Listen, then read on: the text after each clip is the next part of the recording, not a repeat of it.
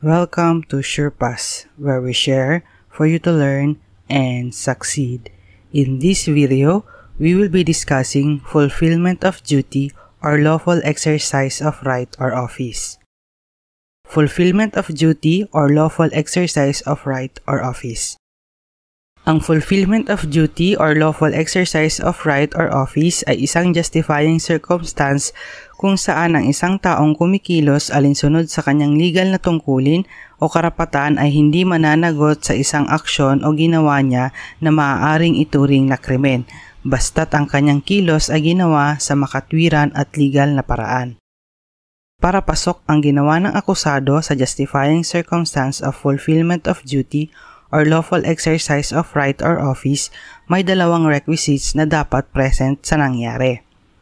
First, that the accused acted in the performance of a duty or in the lawful exercise of a right or office. Ang ginawa ng akusado ay hindi pansariling interes kundi bahagi ng isang tungkulin, karapatan o opisyal na gawain na isinagawa ayon sa batas.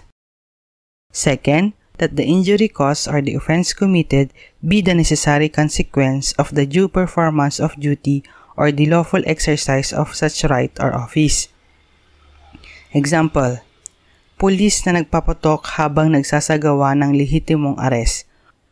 Kung ang pulis ay pumatay sa isang armadong sospek habang tumutupad sa kanyang tungkulin na manghuli ng kriminal at may aktwal na banta sa kanyang buhay, maaaring masaklaw ito ng fulfillment of duty.